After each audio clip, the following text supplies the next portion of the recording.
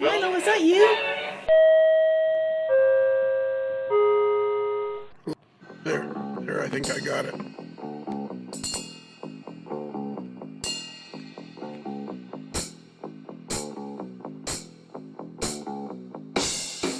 Okay, let me see what I push the button and let's see if magically a podcast starts. Huh. If all of a sudden, like magically, now we're being recorded, and this could Yeah. and this could technically be referred to as a podcast. That's right. There you go. For the last 15 minutes. Ladies and gentlemen, for your listening pleasure, it's a podcast. It's a podcast. Hey, Kelly. Yes, sir. Is this the first podcast since the last podcast?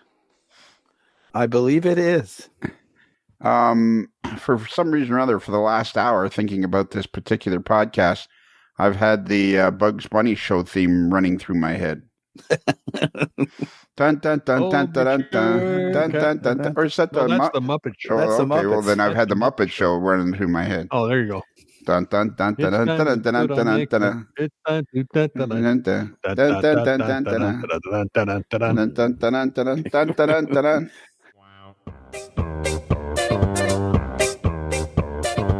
It's time to play the music.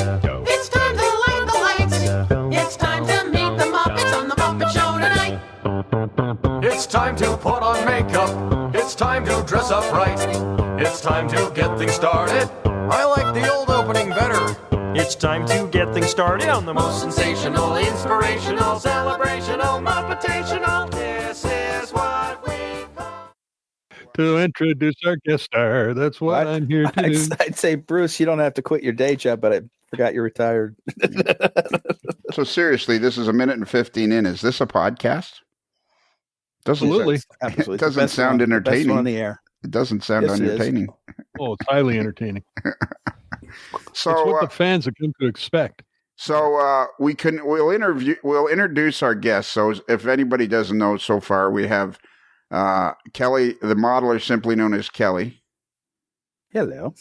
and Bruce, the moderately agitated mailboy, That's me. and me, the evil overlord, who back on, Yes. I believe it was on, what day was that? Was that April the 29th? Or I believe it was April the 29th that I decreed that from this point forward, it shall, in the AML Nation, the evil overlord decreed that April the 29th should be Bruins Lost Day. Yes. Yes. That was Yes. great. That was great. I saw some of those posts where you just said, yeah, the Bruins lost. Yeah. The Bruins lost. And it's sometime in May now, and I'm still saying it. The Bruins lost. The Bruins lost. All is right with the world. The Bruins lost. The Avs lost. I think they're cracking her for real. Well, you know what? I was trying to explain it to somebody. As much as I want the Toronto Maple Leafs to win the Stanley Cup, really, whatever happens with them is unimportant because the Bruins lost. The Bruins lost. I'm hoping it sets up for a Maple Leafs Kraken final. Yeah, Ooh, I'm hoping nice. not. I hope not. Here's a problem. Okay, we'll bring our guests in, and then we'll Okay. discuss what the problem with that is. All right. So we have Riley Triggs and Chris. Well, they're not really guests because they've been on the show. Oh. Chris, of course, is a semi-regular who's been on many times. Come on in, Chris. Hey, what's going on? I'm introducing you as a guest today because you guys are here for a specific subject. Come on in, Riley. Howdy, y'all. Howdy doody. Because you guys, we Oh, decided. another theme song. Yeah. We decided to have you guys on to talk about the Dallas Express, the 2023 NMRA National Convention known as the Dallas Express. So close. Yeah, No? so close. No? Chris, do you want to handle this one? Yeah, Or you handle better this one? somebody take over then. It's bigger. It's bigger than Dallas. It's all of Texas. It's the Texas Express. Oh, That's that's right. right. Yes, that's right. I apologize. Well, that's why we had you on the show, so that it would be done properly rather than, here it is, the NMRA National Convention. It's called the Texas Express. No, that's right. The Texas Express National Convention. Maybe we could get somebody on who can clarify this for us. Yeah, exactly. I'm going to go to the website now. The website is www.2023texasexpress.com. Wow. Wow. So whose idea was this? Mike Mackey went to Salt Lake City and proposed this to the national board during their convention. So that's kind of where the nut of it came from. Okay. And who's Mike Mackey? However many years ago is that? He was the guy who took my spot on the Lone Star Region board, and then more recently he's on the national board as the director of the whatever region Texas is in. Central it's region, Western District. Yeah, Oh, okay. that's it. Sorry, Western District. So is Mike still involved in the Texas Express? Not like he was. I don't know what all the story is with that, but he stepped back, and a woman named Donna Orr is the chairperson now. Oh, okay. Yeah. So she's Donna's the president of the Lone Star region. She's been cool. active in the division on the Dallas side of the Metroplex. Very nice lady. Very, very get her done kind of person. So things Get her move done. along. She's a get her done kind of. Get her done. Yep. What's your region called? Lone Star region. Oh, there it is, right there. I'm clicking on that now. See if you guys are just feeding me a line, or if Donna Orr is actually a member of, or is part of the region. Let's see, regions, regions and divisions. Go to LoneStarRegion.com. Lone There's a Star. picture of all the board members there. This is just like being on What? CNN. I know, isn't it great? Real-time fact-checking. Yeah, exactly. It is. It's real time. There it is. www.lonestarregion.com. The newsletter is the Marker Lamp, and the president is Donna Orr. Uh-huh. And she lives at 324 Bonnie Meadow Lane in Texarkana, Texas. And her phone So number close. her phone number is Texarkana. 310-859-3462. And if you believe any of that. And the Operators are standing by. operators are standing by. So let me finish just before we get on to this, because we're putting this on the free channel. Oh, Bruce, this is on the free channel. Yes. It's Okay. on the free I'm ready. channel. It's on the free channel, which of course is sponsored by Rapido Trains. Your fast track to model railroading fun. Rapido Trains, your fast track to model railroading fun. How do you like our jingle there, Riley? That's pretty impressive. Almost as impressive as Rapido is. Nice. Nice. You like how I did that? That could be a new AML slogan. Almost Yeah. as impressive as Rapido. Wow, I like that.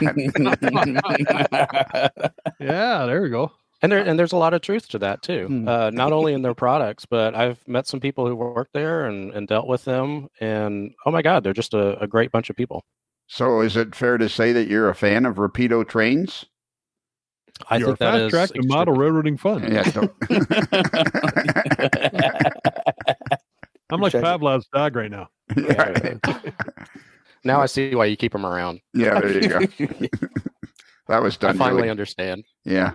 Well, and you know what? Another Texas connection with Rapido Trains is David Hyde, who works over there who spends time over there at the old Dallas Symphony Orchestra. He was instrumental in making our jingles for Rapido Trains. No Oh, pun okay. intended. Yeah. Yeah. Yeah. So we'll do the second jingle. Bruce, Rapido Trains. Your fast track to model railroading fun. Yeah. And there's the second jingle. Another beauty. All right, let me finish my hockey story just before we go on, because we're 10 minutes in almost already. So Yeah, we're on Okay. time. yeah, Bruce, you were hoping for a Seattle Kraken Toronto Maple Leaf final in the That would make so many heads spin. It'd be great to see that. I am hoping the one team that doesn't make it is the Seattle Kraken. So let me take you back The screen gets wavy. Let me take you back approximately 30 years to a game of the Toronto Maple Leafs against somebody. And I'm there with a 7 or an 8-year-old boy who happened to be my son.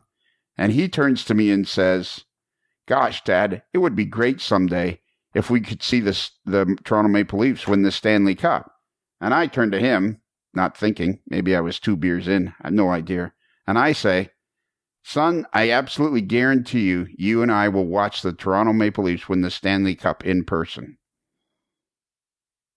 Which is a real problem, right? Because if it's in Vegas, then we got to travel to Vegas. I mean, I could be down $10,000-12,000 before we're done here. like, right? I got to, if it's 3-2 in games and the next game's in Vegas, if it gets to 3-1 or 3-0, I could be traveling all over the countryside just trying to see the Toronto Maple Leafs win the Stanley Cup. Because 30 years ago, I was trying to impress. So you're saying it's too far to travel? You go to Vegas, but Seattle's too far. Well, Seattle's the most difficult one, right? Because it's either Vegas, Edmonton, or Seattle. Vegas is easy. That's a direct flight out of Toronto. Dallas. Don't forget Dallas. No, in Dallas. Yeah, Dallas. Yeah. Dallas is easy. Has our friends in the Dallas area going? Yeah. Wait, does Dallas have a hockey team? Yeah. All I care about is that it's not. He still thinks it is the Minnesota North Stars. Yeah. No, all I care about is that it's not the Seattle Kraken, because that's going to be that's the most difficult one to get to, because it's a direct flight from Toronto to Dallas. That's easy. Yep. It's a direct flight from Toronto to Vegas. That's easy. Yep. It's a direct flight from Toronto to Edmonton. That's easy. Yep. Getting to Seattle, not easy. It's like Vancouver, then drive, or you take the train. What did I just? What did I just say? I listed 3 towns that were a direct flight. Yep. Now it's direct. Now it's a flight, a drive. Blah blah blah blah blah blah blah. Get the table master to buy that jet, and he can take you anywhere you want to go. It's. Can we not just play along here? Seattle is the most difficult. Seattle is the most difficult. The thing I'm not hearing is when your son takes you to the hockey game, because you just said that we would see the hockey game. You didn't say you were going to foot the bill. Yeah, well, except my son runs my runs my company now. Either way this shakes out, I'm paying for it. No matter how this shakes out. And if I just hadn't said that, and that's been a constant discussion for the last 30 years. So, well, at least this just in. Air Canada has a nonstop to Seattle, and United has a nonstop to Seattle. Okay, but flying Air Canada it'd be easier to fly in a suitcase. The Leafs have been holding up their end of the bargain. Yeah, exactly. It's been pretty. I've been pretty smug about the whole thing for years now. And so I can't really tell. I can't quite tell what you guys are talking about. Is this like a sport, or like what are all these names that you're like throwing around? It's like football. Yeah, but it's not. Yeah, yeah, exactly. It's like football, but it's not. Okay, it's like football in that they're gaga over it in Canada, kind of like football here. There you go. Okay. Yeah, imagine if you were a huge Dallas Cowboys fan, and you had promised your son that you would see the Cowboys win the Super Bowl in person, and it was in New York, and there was 7 games involved to get there, and they could have done 4 different games. They could have won the Super Bowl. So it's a lot more complicated in hockey. Rather than beat the crap out of each other for 1 hour, we do it 7 times. Yes. Yeah, it's much more complicated. All right. Well, it sounds like a beautiful sport. It is a beautiful sport. It's a beautiful thing to behold. All right, enough foolishness. Let's get on to this Texas Express. Did you know, Riley? Did you know that the Texas Express is supercharged and high speed? I have heard that. I have felt it, and I am going to witness it in August of this year. Yeah. Why are you guys having it on August 20th to the 26th? That's like the 1 week I can't go. Is that your running week? That's my charity walk week. Yeah. Oh man. Yeah. To clarify, it's ambling. Yeah, Have boy. first base, but not running. I'm pretty sure Gordy picked that weekend. So anything you don't like about the convention, we can blame Gordy for. Oh, okay. Gordy picked the week. Oh, all right. Mm. It was So before Gordy was president. yeah. And the other main reason is that we wanted to make sure that we would not have any snow involved. Yeah, fair enough. But So any we're other pretty sure it's not going to snow. I'm pretty sure at August 20, there probably won't be any snow in Texas then. it's very At least in the unusual. Dallas area. It's very unusual that it's at the end of August. That's for at least for the last 10 or 20 years. So how long have you guys been involved in this, Chris? How long have you been involved in this whole NMRA The national convention yeah. early last year, probably.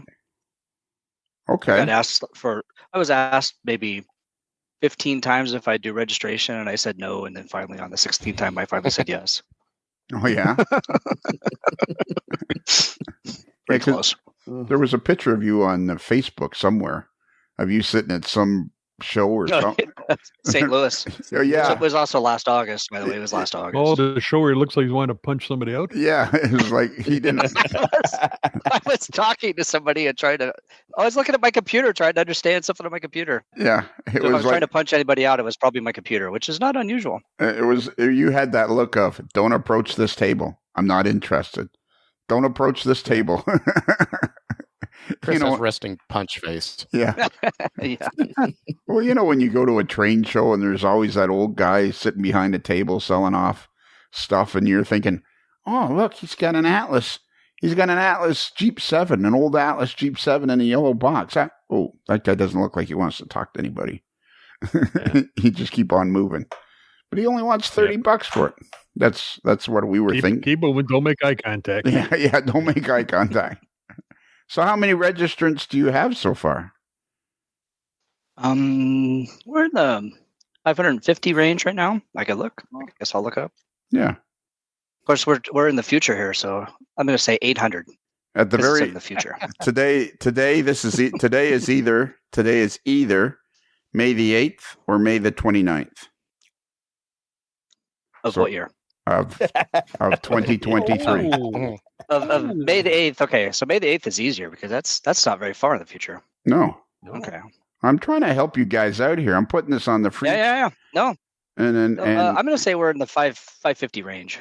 yeah. All right. And what's normal And for how many you're hoping for? Or how many do you think you'll eventually get? No, Riley, do you have an official number? I know what I have in the back of my head, but I think we're shooting for 1,000 plus people easily. yeah, I think 1,000 is a good round number that I've heard. Yeah. The earlier numbers were 12 to 1,400, but I think those are pre-COVID numbers, and we just haven't quite got back up to where we probably were in 2018, let's say. And how long have you been? How long is have people been able to register for this convention? St. Louis, Which was 2018. last August. Oh, No, last year. so like in a year, you've signed up like 550 people. That's pretty good. We Isn't signed up about 500 of them this year. it? Okay. Oh, really? Eh? Like are they kind of starting to come in fast and furious? Yeah, and we've started to get, as it gets closer, people are more interested, and you can see all the All what the, everything's going to cost. all the stuff. Yeah. All the And plus, we're getting to the point where the early bird pricing is going to end on May 31st. So we really want to get the word out that if people are going to come, they might as well register this month in May and save some bucks. And how much do you save by signing up before the end of the month? That's a really good question, Chris. But,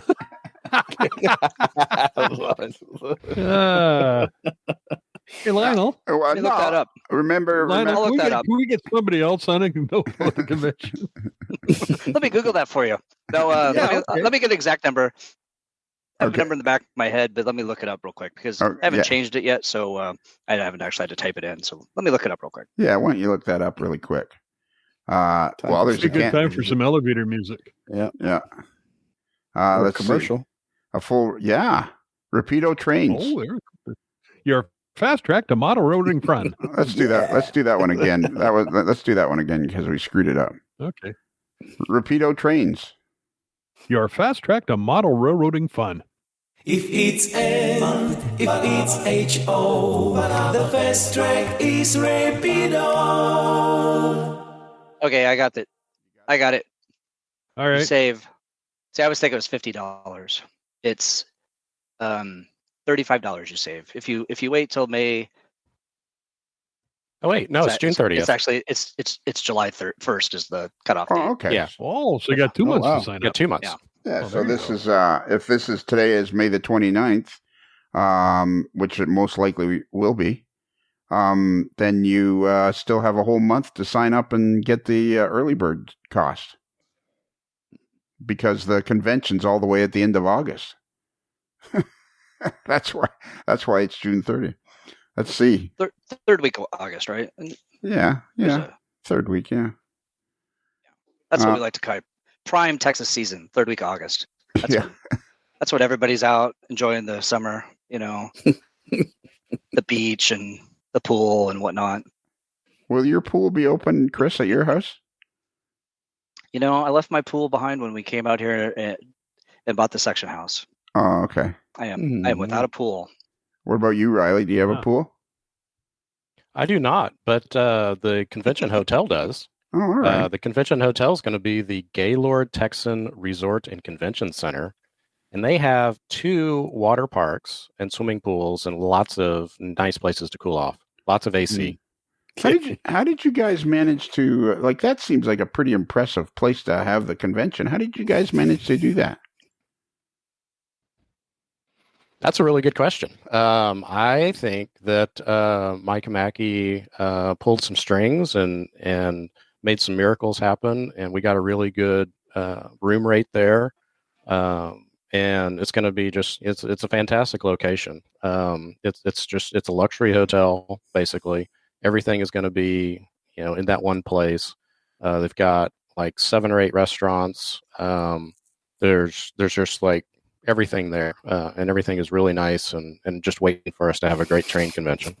The Portland Express was in the last week of July also, so it's not that unusual. Was it July or August? Portland. it They was used to be right last after week. 4th of July. Yeah. yeah. The Like last forever, week. they were like the week after 4th of July, and so Yeah.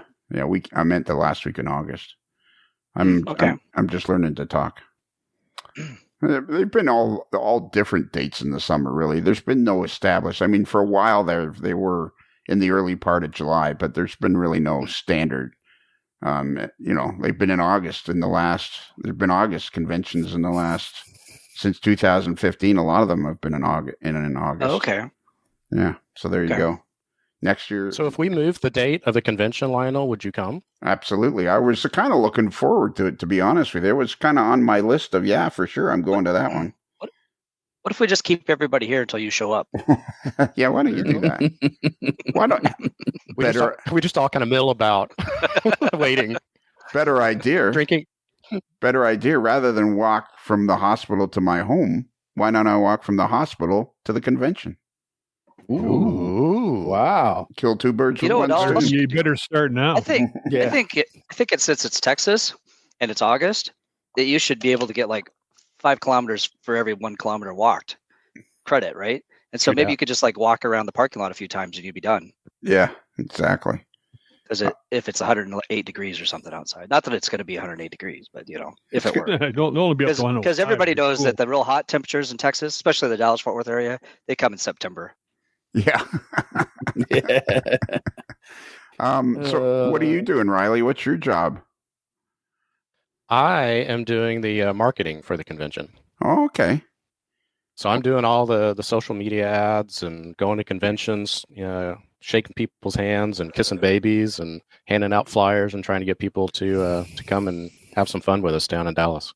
And how do you feel like that's going? Like, what do you feel like I feel like people have been kind of desperate to have a good convention. I mean, Dallas, to me, I was definitely going for sure. It seemed like kind of a no-brainer because A, you have tons of layouts to go see. You got a great, like you say, you got a spectacular hotel that you're going to have it in. I mean, it seems like kind of a no-brainer. If you're looking for a national convention to go to, it's like this one, the Texas, not the Dallas Express, the Texas Express. And there's so much railroading going on. Besides the model railroading, it's a railroading metroplex. So we have a tour of the BNSF headquarters, which is in Fort Worth. Our convention headquarters is in Grapevine, which is right in between Dallas and Fort Worth, and about a 6-minute shuttle ride from DFW Airport. So really conveniently, I'm learning to talk as well. Conveniently located between two major cities, which means we have twice of everything to take advantage of. There's the Museum of American Railroading there.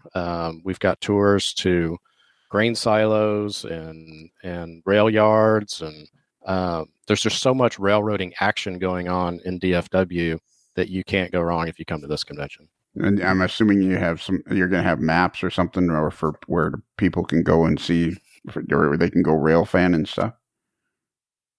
We will have, yes, we have some locations picked out for that. We've got tours where we're actually going to go do rail fanning. So all you have to do is hop on a bus and not worry about a map. So yeah, definitely lots of things to do. There seems like I'm looking at the list of clinics, and there seems to be a lot of like Meet the Prez, Ask Gordy. Is he kind of demanding? Like, is this something he kind of demands? Is that now that he's the president, there has to be time set aside every day for him to meet with his people? You know how rock bands demand like green M&Ms on their desk in the break room? Right. That's kind of how Gordy is with that sort of thing. Yeah. Yeah, because on Friday, August the 25th at 2:30, it's Ask Gordy. And then on, let's see, where else did I see? I saw Meet Gordy, Meet the Prez. And then I saw another. Go ahead. I was going to say, here's a little exclusive, a little Gordy action. If you guys can't get enough Gordy, Gordy's going to come over after the convention, the day after the convention, before on his way to the airport, and we're going to have an operating session at my house. It's open to anybody that comes to the convention. Oh, really? So you can come operate with Gordy. Yeah.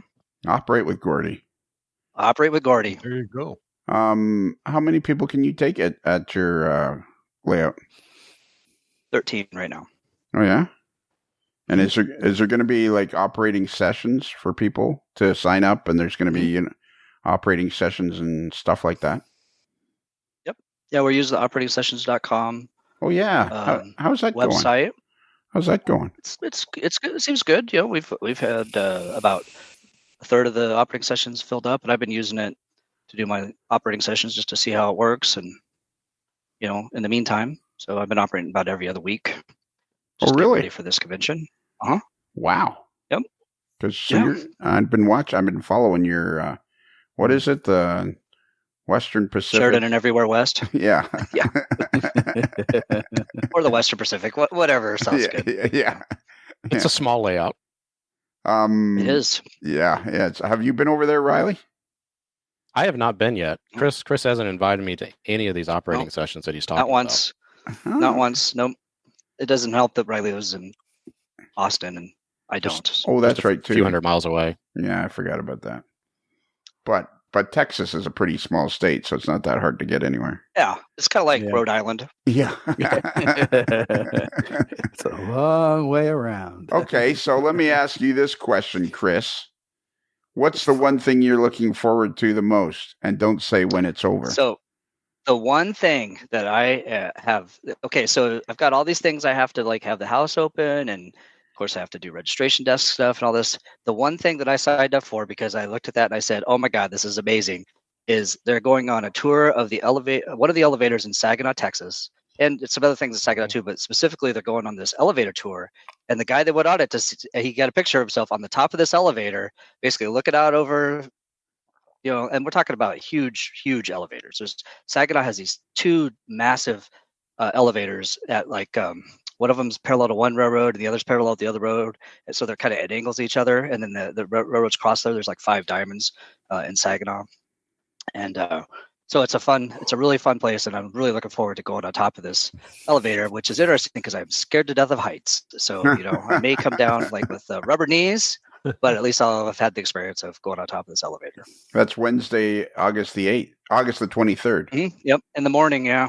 Yeah. Yes. 7th. Yep. So I got the bus. Wednesday's also the LD SIG tour day. So I got to hustle home and be open for the LD SIG tour. And then Wednesday night I have an operating session. So how many operating sessions are you going to have? 3 with the one on Sunday. Really? Yeah, one of them's about full. I think the other one's getting close to full, but the one on Sunday still's not full. That's is that the one with Gordy, or is that the next day? Yeah, it's the one. Sunday right before he heads home. Okay, so if you want to operate with Gordy, the president of the NMRA, sign up for the Sunday operating session at the Sheridan and Everywhere West. Mm-hmm. Layout. Are you going to have your layout open, Riley?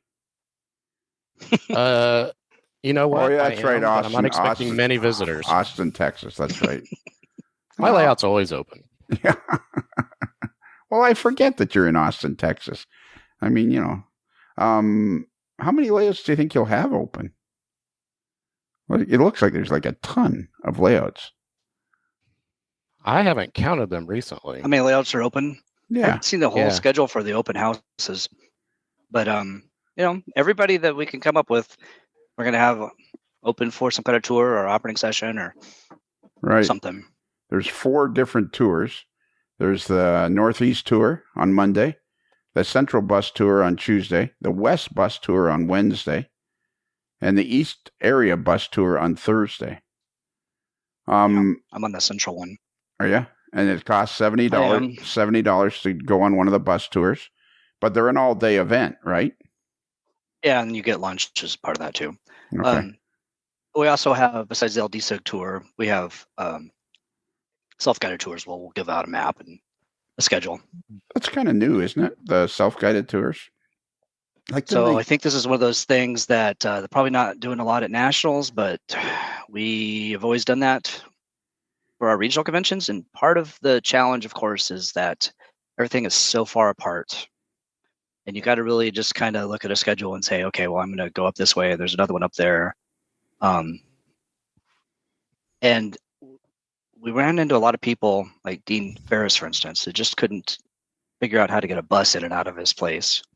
Oh, really? Or how to deal with like 50 people and so forth. I was fine because I have a lot of space and the bus could probably do donuts in my backyard. Which That'd be fun to see. Yeah, I'd like to see that. Yeah. Be a good start of a swimming pool. Yeah, there you go.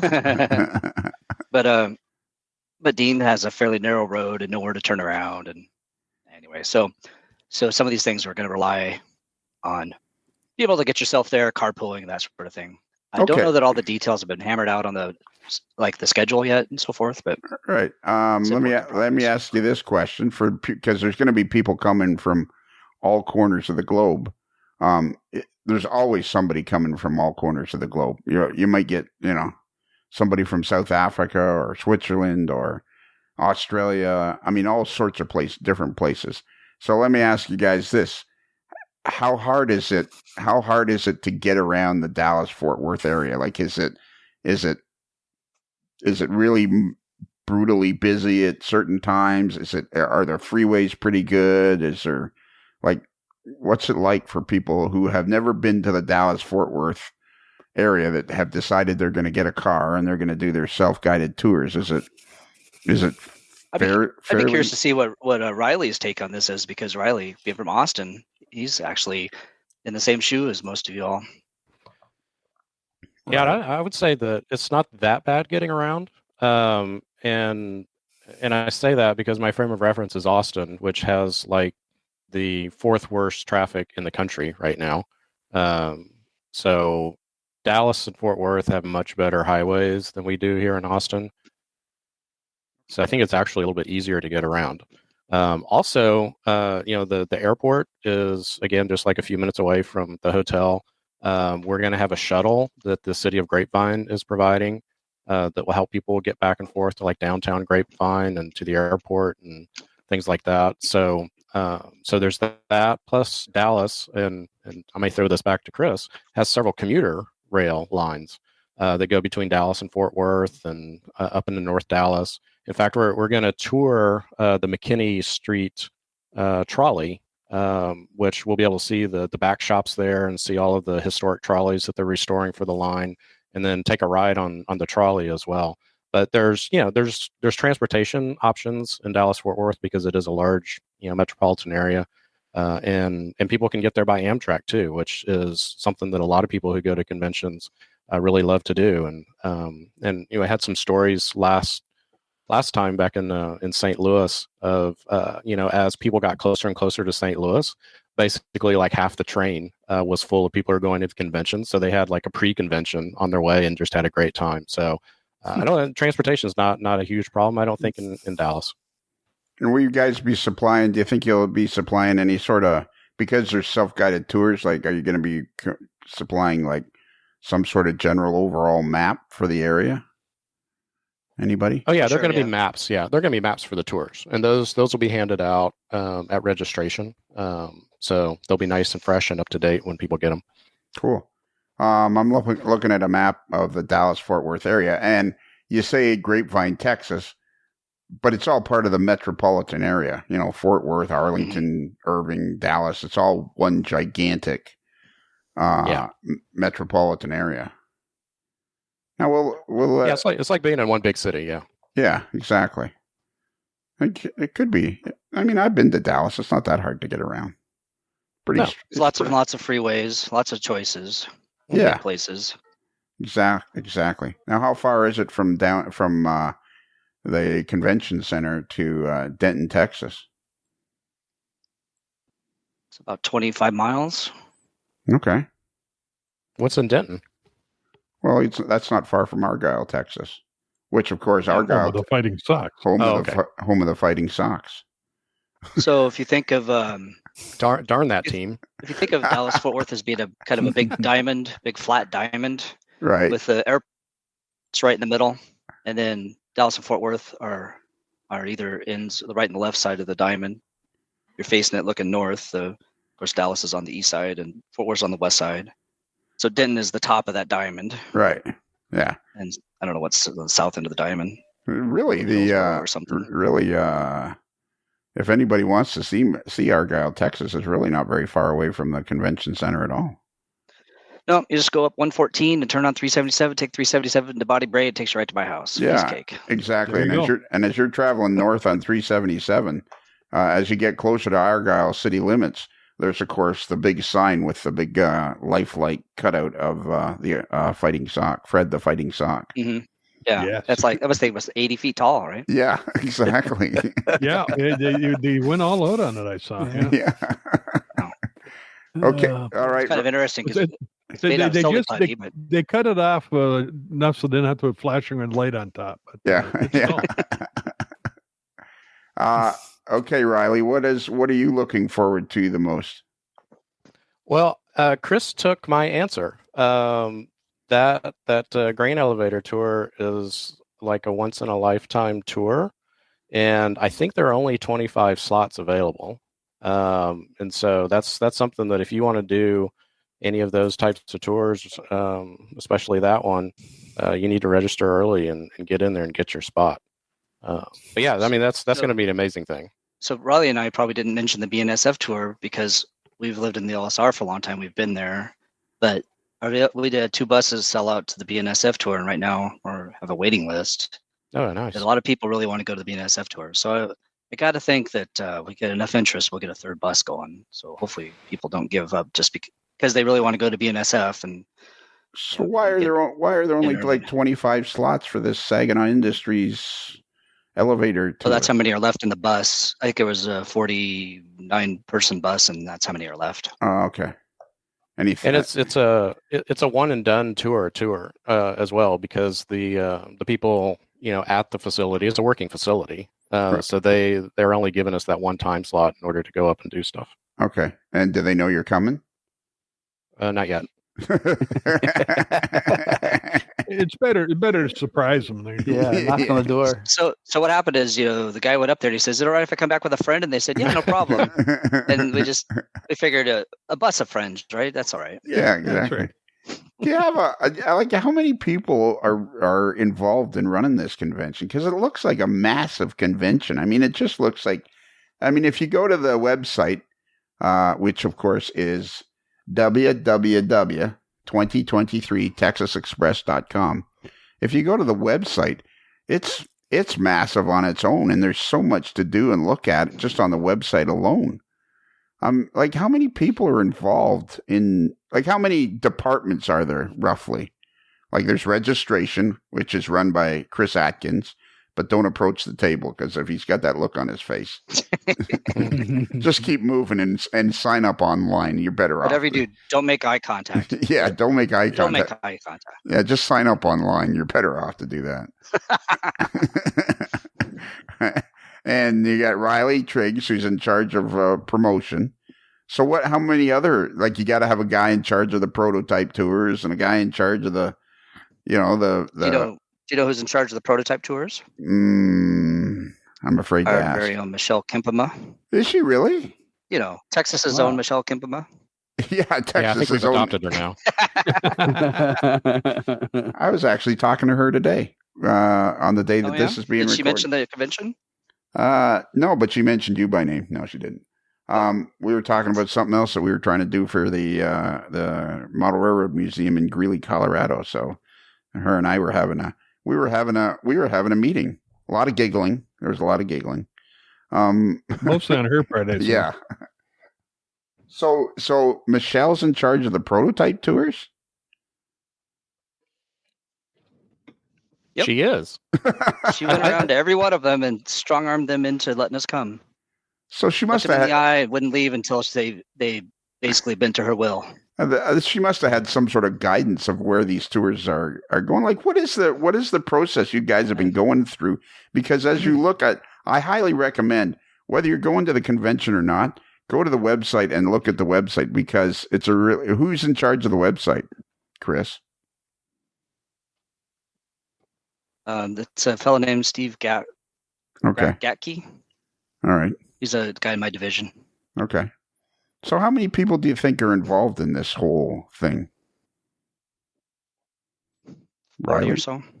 Yeah. Yeah, we've got what, like 28 different positions or different Departments. things that are being done, and most of them, have multiple people in it. So yeah, it could be close to 40 people involved. And It's not a small undertaking. No, for sure. Not at all. But we've got a great team together right now, and everybody's just firing on all cylinders. And we use Discord to do a lot of communication, and that's blowing up, from dawn till way after dusk until midnight, where people are asking questions or answering them or giving updates or things like that. So that's been really cool using Discord, which is part of the interchange service that we're getting from the NMRA. To have people be able to talk to each other all over the world. So we're able to use it for our convention, and it's made things just a whole lot easier than having to rely on email or phone calls. Yeah, and I mean that's got to be just totally different. That's new in the last 10 years, but as you guys get to this point, I mean, with Discord and everything like that, I mean that must. And like you say, that must just be endless conversation, probably making it a lot easier to run the thing. I mean, I'm assuming you guys are having meetings and what have you, but we still have online meetings and do the normal stuff. There's even been in-person meetings, but since we have people scattered around, not just in the DFW area, Discord has really helped. And we've got different channels for the different departments and things that are going on. And so it's a really easy way to keep up with what's happening or, get something answered within a few seconds. Usually, people will get dinged on their phone and answer a question. So it's been a great tool for us to use, in addition to everything else that people normally use for putting on conventions. I'm actually pretty bummed that I'm not going to get to go to this convention. I'm actually very disappointed. I was thinking this is going to be a good convention, and I think it's absolutely. I absolutely highly recommend that people go to this convention. Well, I'm really noodling this idea of having you do your walk there. I think if we can get a Modeler's Life to be a sponsor, and we have this big event where you're going to walk like the same distance and end up like breaking the ribbon at the convention to open up the convention. I mean, come on, Lionel. Like I think we can make this thing happen. So Lake Grapevine, which this is on, has some great mountain bike trails all the way around it. It's Pretty gorgeous. much. And the hotel is right there on the lake. You could probably just start at the hotel and work your way around the lake. I bet you'd be close to the distance between Toronto and Barrie. Yeah, you're probably right, eh? I just walk around there. But if you have Lionel, wouldn't you want to open up the convention? Wouldn't you want to be like the guy who like breaks through and has your annual Yeah. walk and celebrates your life and what you're doing and Carrying the torch. carrying the torch and Uh-huh. yeah, You Well, can- lighting the fire. right off the top Lionel, of right off. Lionel, you Go ahead. Go ahead. Go ahead. I was Kelly. going to say, Lionel, you can start the walk, go from the hospital to the airport, Right. and Ooh. fly there, and then when you get out, then you go right to immediately do your walk. Yeah, Oh, and then afterwards, when I go up to Jim Scores or Bernard Helen Shane or Tim Wilson. or Tim Morris when I'm asking them for and I got their big checks and Jason Schron. yeah, Yeah. and I'm like, because these folks are big sponsors of the walk, I can, and they give me whatever amount I can go. Oh, come on, I went all the way from Toronto to Dallas. What are you talking about here? Yeah, you walk to the airport, flew Yeah. all the way Yeah, down. we don't need to and tell then them walk somewhere. we don't need to tell them I flew. I could, you know what, I Well, could. you could Well, you can walk up on and down the aisle on the the airplane. aisle on the airplane. Yeah. Or better yet, like I could walk to, or I could fly to, say, St. Louis, take an Uber to, somewhere out on Route 66, take a few photos of me walking along Route 66, and like, how would they'd never know the difference that I didn't walk the whole way. As long as That they might don't get you listen to the Amarillo, podcast. but I don't think that'll get you here. Yeah. Well, I'm We'll get hoping them there by morning. I'm hoping to make Amarillo by morning. You'd have to. The Have only you ever part, seen Dallas from a DC-9 at night? not from a DC-9. Is that a song too? That's Seen an it. obscure Joe Ely song, or not Oh. obscure for him, but it's Joe Ely, Texas rocker. Did you know? So Lionel, did you know at this moment we have 6 people from Canada registered, No. Wow. 5 people yeah. from Australia, There you go. 4 people from the United Kingdom, 2 people from Switzerland, 1 from New Zealand, and 1 from Germany. Ooh, I bet you know who those 2 people from Switzerland are. And those are just the people which country they're in. Yeah. I have a whole bunch of people here that don't know which country they're in. I can't tell you where they're from. See, this is exactly what I mean. This is a global thing. This is why we need to give part of, I don't know, whatever we do. We got to give out as much information as possible. The only problem I see, Riley, with this whole me breaking the ribbon thing is that I walk so slow. If you don't, a guy could kind of get to the ribbon and it keeps stretching and stretching and stretching. We'll give you some scissors. And I'm like 100 feet past the finish line, and the thing is still not breaking. And all of a sudden it snaps back like a giant slingshot. Yeah, exactly. I see a lot of Bugs Bunny kind of Yosemite. I see Roadrunner and the Coyote kind of scenes in this thing. Yeah. All right, let's ask some more good. Go ahead. You know who one of these guys from Canada is that you'll know? Bernard Helen. Oh yeah. What's He's going to set up a deal where he's scanning people. He's going to take appointments and Yep. And he bring said, their little guys out there. and he says he's a sponsor and everything. Like, Yeah. what's the deal with that? You got to watch out for that Bernard Helen guy. He's kind of shifty. So what's the whole deal with that? Do we know? I don't know. You tell me. Well, here it is. So- What about you? Here it is. So here. I did this.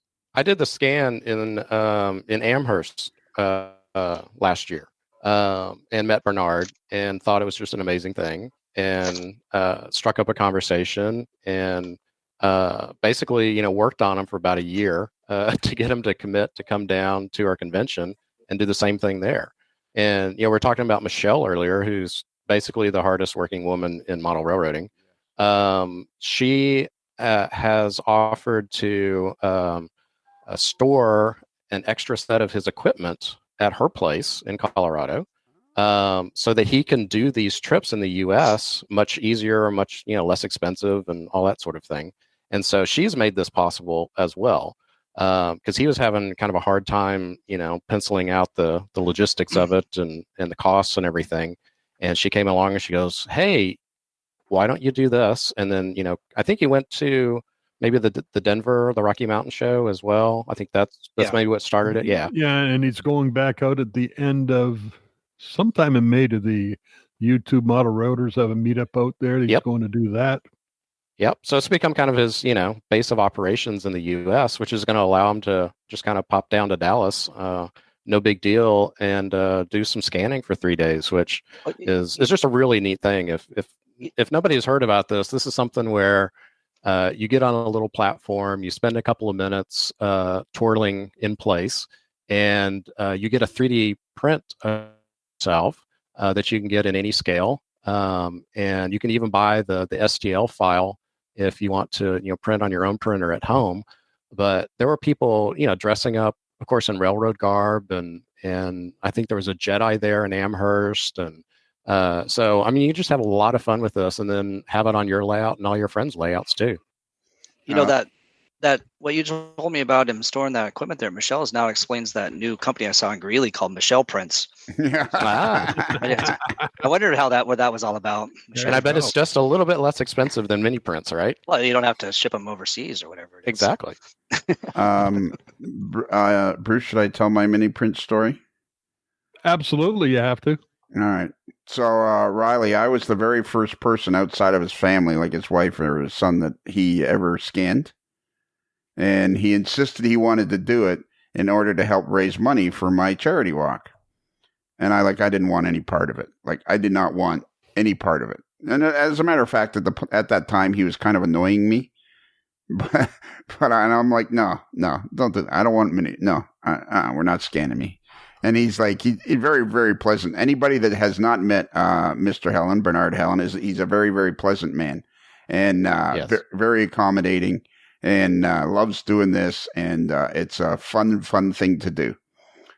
But I was like, let's do scans, and I'll sell them, and I'll help raise money for your charity walk for the hospital. And I'm like, no. And he said, yeah, no.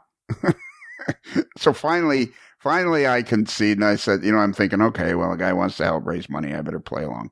So I go, and I'm like, I don't want to do this, but I'm standing there with my hands in my pocket, and he makes the print, and he makes me one in G scale, and I give it to my secretary, Barb, and she goes, why are you in such a bad mood? So he did a very good job. It was a very good likeness of me, but everybody can tell. Why are you in? So I gave one to my psychiatrist, and she goes, did you not want to do this? And I'm like, well, not exactly. So they're done very, very well. These are a really fun thing to do. I highly recommend do we know how many spots that he has available?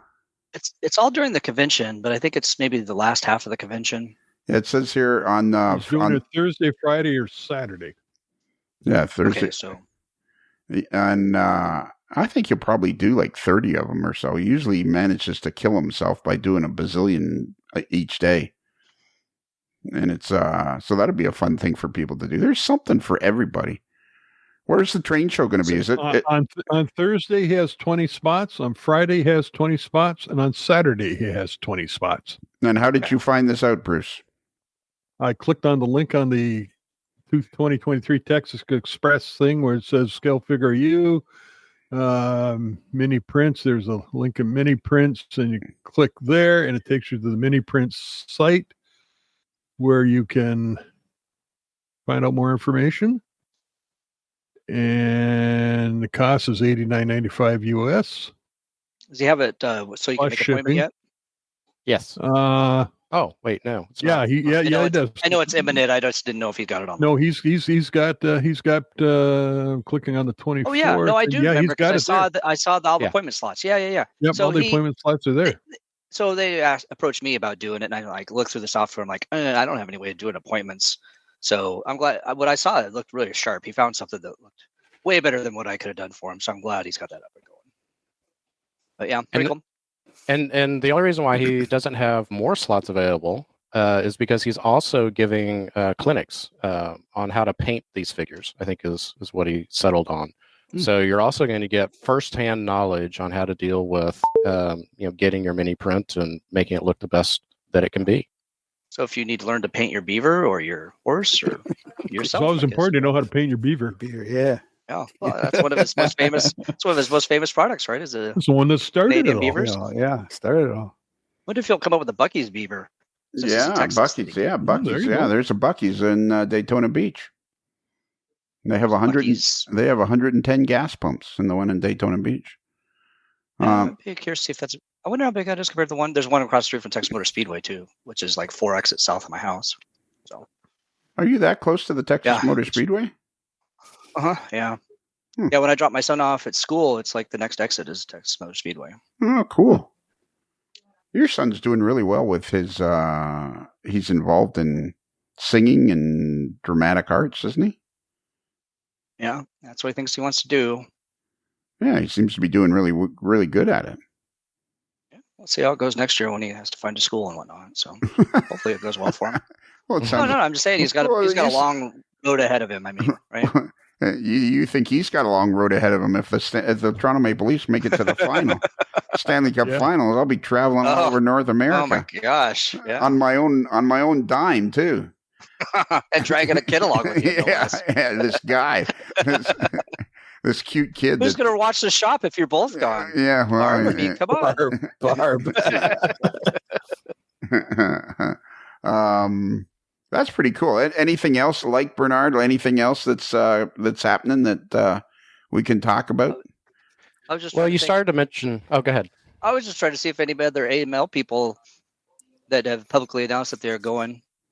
Or do you have to Peter- publicly Peter's announce? You going. have to make some sort of public declaration that you're going. Well, no, I just didn't want to I didn't want to dox anybody. I just thought, well, I know some of these people have already mentioned it. Yeah, I that's believe that one Peter Borchards is registered. He'll be there. Peter Borch is saying, I know Martin will be there as part of the NMRA board meeting, so he'll I be believe- there. I believe Gordy will be there, although I don't. have any Gordy will confirmation be of that. there. Yeah, but Gordy and Martin get to go for free because the Oh, you know- NMRA is paying for it. And Mr. Iris from Florida. Who's that from I believe Florida? he's publicly. Don Don. Iris, Oh, Don. okay, cool. the average Don. The average Yeah. Don, yeah. Who else? I know. I wonder what about Mark Herrick? Is he going? Yeah, I think that I think I saw him too. Yeah. I think they're sharing a room, those guys. It was interesting because I went around looking at what states people are from. I know our neighbor to the north, Oklahoma, they need to step it up. They're not anywhere near as well represented as Canada right now. Aside from Texas, which is the most popular state that people are coming from? California, maybe. I don't have a good way just kind of looking, but California has a good number of people. Quite a few from Florida. Missouri has a surprisingly large number of people. There's quite a few from Ohio coming. Yeah, Utah Are has there a a pretty few good people number. from Texas coming? Well, yeah, like 2 screens of people from Texas. So. Okay, that's good. Two screens Yeah. of Oh people. yeah. Like I said, I was just surprised Oklahoma hasn't kind of stepped up. What's the celebration room? Oh, is that the Contest. model? Is that the contest? Well, I'm not Bruce. I'm Yeah. asking Yeah. these guys. We're quizzing these guys. Oh, sorry. That sounds right. That is, that's That the rings of celebration. truth. Celebration.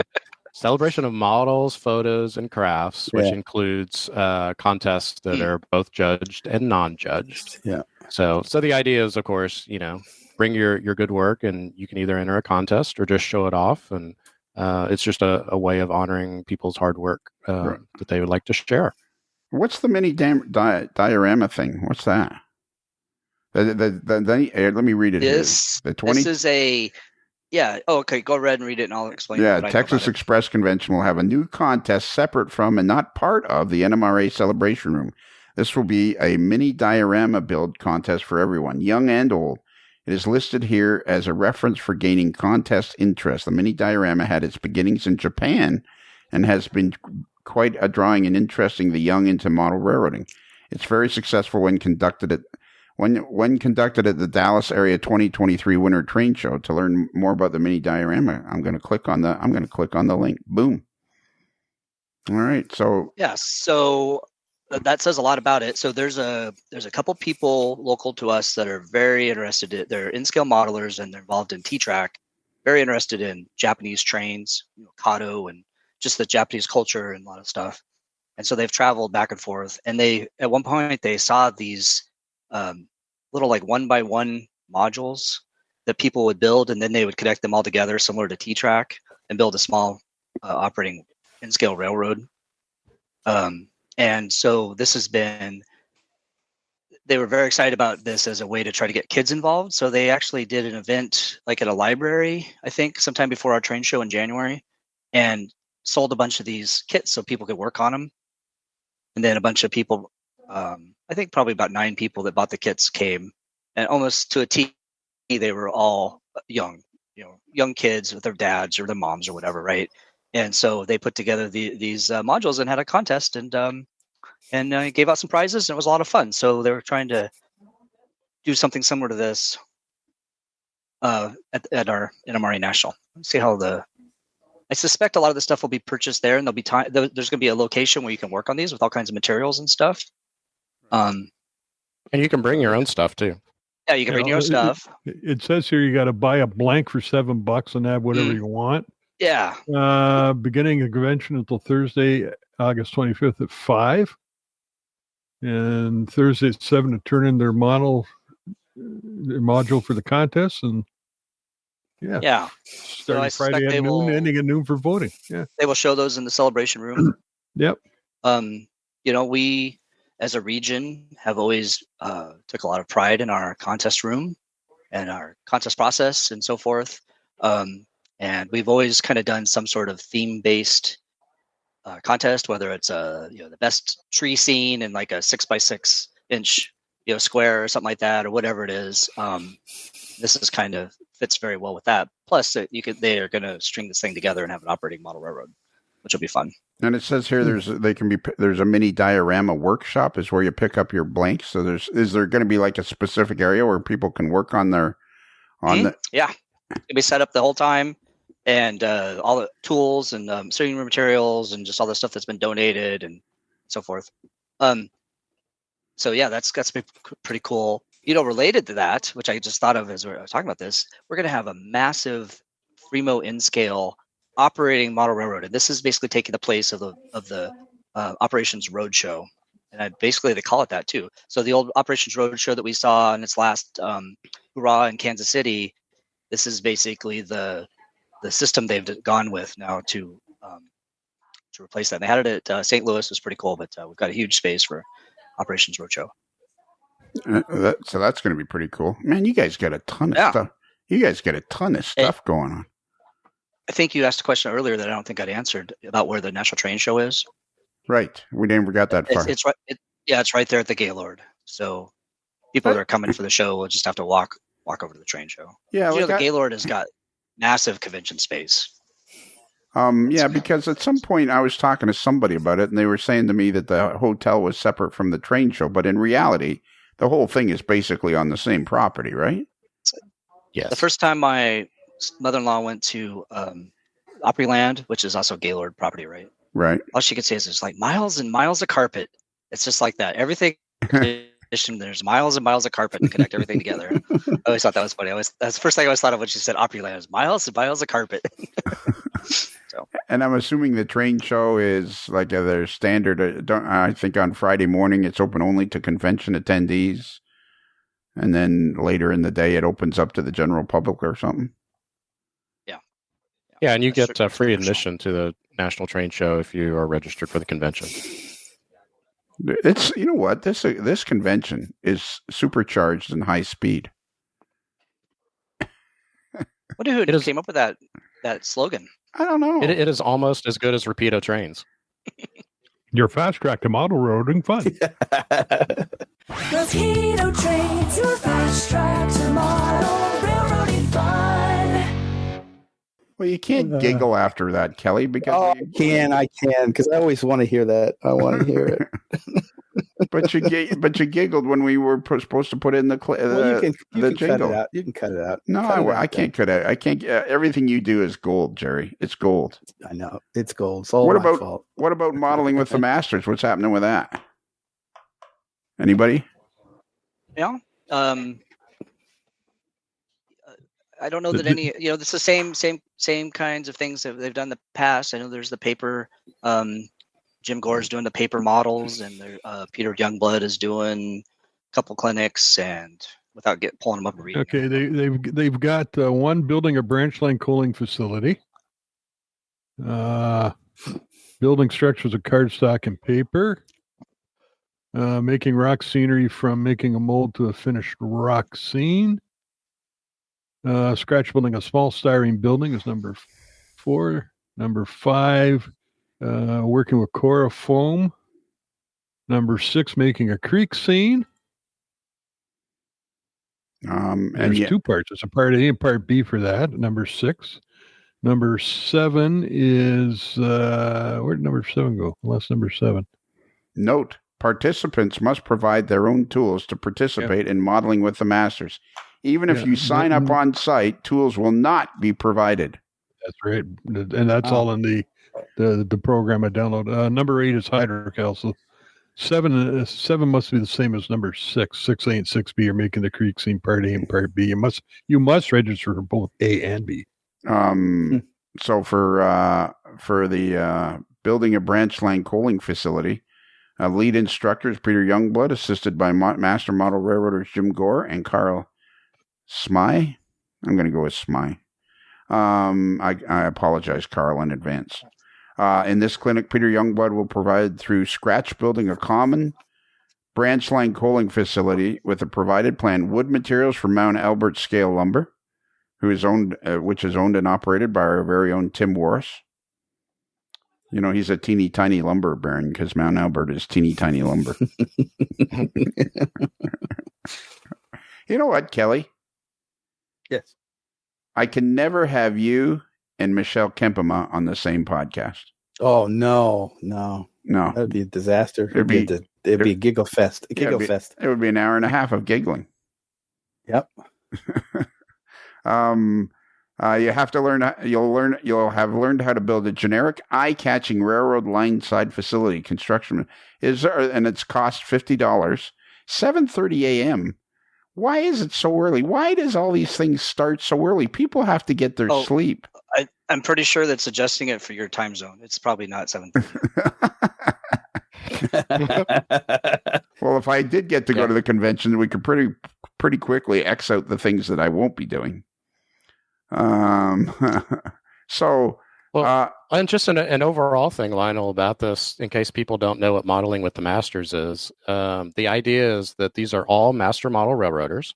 So they've gone through the achievement program with the NMRA and, have been certified that they know how to do a bunch of different things in a bunch of different categories and do it really well. And so every convention, there's a group of these master model railroaders who put on hands-on clinics. So you are going to actually be making these things, which is why you need the tools, which is why there's a fee, because there's materials and whatnot that'll be provided. But you get to learn from, the best modelers. And frankly, these guys are like really good teachers too, because they do this year after year and they do clinics all over the place. So it's just, it's kind of a magical thing to get to actually do modeling at a convention, and you get to learn from the very best in the hobby too. It's a cool idea. It really is. Who else is teaching a clinic that people might be interested in if they've ever watched NMRA X? Speed. He's teaching Arduino clinics. Clinics. Oh, that's cool. Yeah. Also make and take. Yep. Are the Arduino clinic is a make and take? Yeah. Yeah. You got to go online and buy the kit from Amazon, I think, or somebody ahead of time.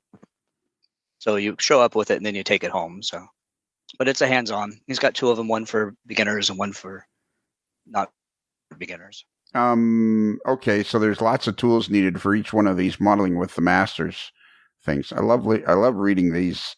I love reading these tool requirement pages. Is there any hobby stores in the Dallas-Fort Worth area where after you arrive, you realize you don't have your HO scale ruler or your fine pointed tweezers? So we have a hobby shop called Discount Model Trains that people will have a layover in Dallas, get a cab, and go to the train store while they're on their layover because people see it as a destination hobby shop. It's a good store. Now, it's not maybe as big as the original Caboose or Des Plaines Hobbies, but it's well stocked. Everything's discounted, as the name says. And he does a good job of rolling over the inventory, so there's always stuff that's new and stuff. So anyway, there's definitely a place to buy that stuff. And there's also, Hobbytown USA and that's true. Places like that. Eileen's quick dry tacky glue. I don't know. Maybe I should bring a box of that.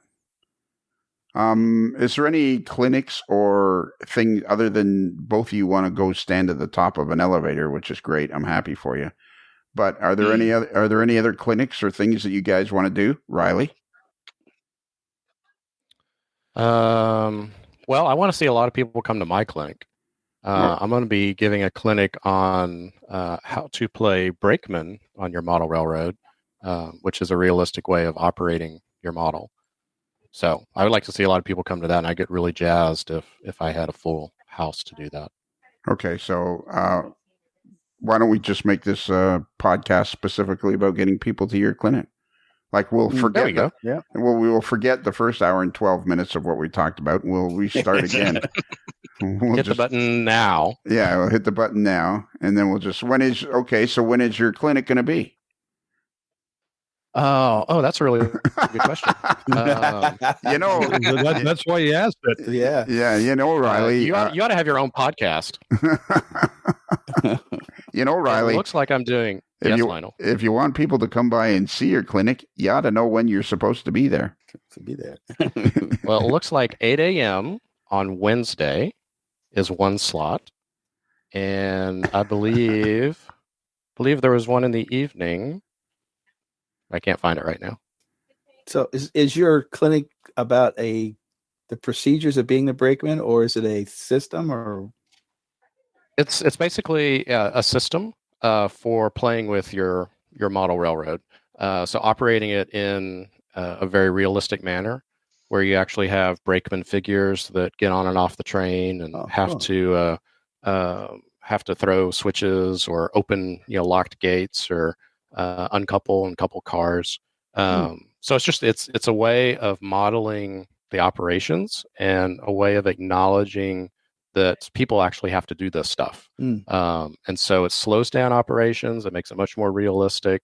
And the intent is to get people to really get into a scene and really get into what is going on. And so when you have that scale figure, it transports you even further into your layout, and you become part of the action by having to think about, what these guys have to do. And, if you know any, brakemen, they don't like to walk a whole lot if they don't have to. And so really considering, it's like, okay, how am I going to set up my moves so the brakeman doesn't have to walk all over the place, or how can I carry him, the long distances? And it just completely changes the way you think about operating from being just a model to being a model of a railroad and of a train and of the people who are actually modeling it. So it goes a long way towards really getting you involved in the people and the actions of what's going on with railroading and the scene that you're spending a lot of time modeling and trying to create. Wow. So that's basically what it is. And so I'll talk about that and, why to do it and how to do it. Riley, are you sitting down? I am not. Should I? Yeah, I got a wee spot of bad news for you. Uh-oh. Okay. I'm sitting down. Yeah, you're not. That's not what your clinic's about. It's about the NMRA digital magazine. That's one of them. No. Well, it says Wednesday at 8 is his digital magazine, and then the other one is 7 p.m. on the Monday about his brakeman thing. Have you ever listened? Have you ever, brakeman? Bruce, have you ever listened to the podcast?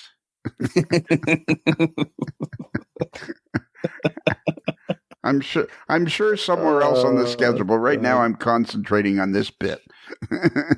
What I want to see is when everybody shows up and Riley starts talking about his brakeman and somebody stands up. I was told this would be about the NMRA magazine. Yeah, exactly. I demand justice. Oh boy! And if anybody knows me, they'll know that I'll mention the NMRA magazine no matter what clinic I'm giving. Yeah, but then again, in another spot, it says he's doing his brakeman thing and then the modeling techniques for the Port of New York. So. Which one of those three are you actually doing? Yeah, what's happening? Do you have any? Stay flexible. Are you even going? He has no idea. Yeah. He's going to go in and pull a number out of the hat. Oh, I'm doing this clinic. Yeah. I'm actually going to be in Toronto that week, so yeah. He's going to really matter. You're going to walk the Barry. Walk to Toronto. There you go. Yeah. You can't walk with me. Because I'm miserable. He's gonna walk like 6 feet behind you. Yeah, I'm miserable. I'm miserable while I'm doing it. Don't ask him what kind of a sound an elk makes. Yeah. Exactly. Because I'm miserable all the time. I had one of my buddies, come up. He says, "I'm going to walk with you on day 3," and I'm like, "No, you're not." He says, "Yeah, it'll be fun." I said, "No, it's not." She said, yeah, we can talk. I said, I'm miserable. I don't want to talk. I'm walking 60 miles in 5 days. I don't want to talk to anybody. Leave me alone. I guess that's not very good way to draw people towards it, though, is it? Hey, watch this old guy. He's miserable walking down the street. Okay, so Bernard can scan you walking, then you'd be grumpy. what's that? Oh, yeah, Bernard could scan me If walking. Bernard can scan you walking, then you'd be grumpy. Are you doing any clinics, Chris? As of right now, I am not, mostly because I am tied up with so many other things that I did not offer to do a clinic. However, I did sign up to do a clinic like a week and a half later in my historical society. And so I'll probably have a clinic in my back pocket if it needs to be presented. So what other things are you involved in that you can't do a clinic? Like, do tell. Well, I suspect I'm going to be married to the registration desk Sunday, Monday, and Tuesday. Right. With his punch face on. And then on Wednesday, I am going on that elevator tour. Right. And then I'm hustling home to have my layout open for the LD SIG tour. And then I have an operating session. On Thursday, I'm probably going to come to the convention and try to actually partake in at least one or two things. And Friday, I have another operating session. And I'm not sure when in there I'm going to have the layout open for the other tour. Oh, and I have a bus tour on Thursday. I have a bus tour on Thursday, so there's that. So, on Wednesday, you're doing a prototype tour. Then you're having the LD SIG come by for their layout tour, their private layout tour. If anybody wants to have a fun tour, if you belong to if you join the LD SIG, they have their own tour on Wednesday, where it's here's a map and follow the directions. And so on they Wednesday, give you a lovely shirt, and you get a shirt, yeah. So on Wednesday, don't take a bus. Don't take a bus. Just don't take a bus. Yeah. you can take a bus. We don't care. Bring all the buses you want. Ooh. So on Wednesday, is my microphone off? Yeah.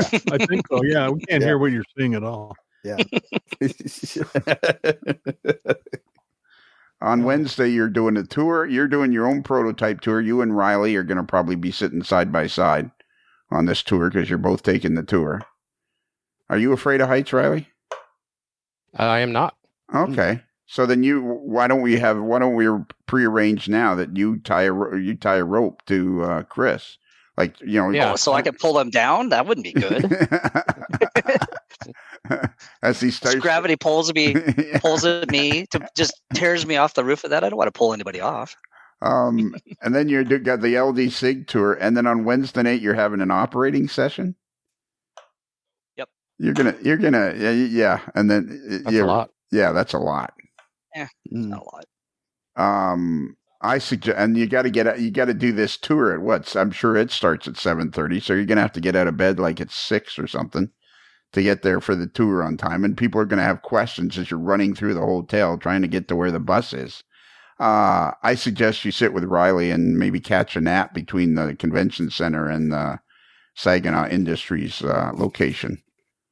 And Riley, don't wear a good shirt because he might drool as if he falls asleep on your shoulder.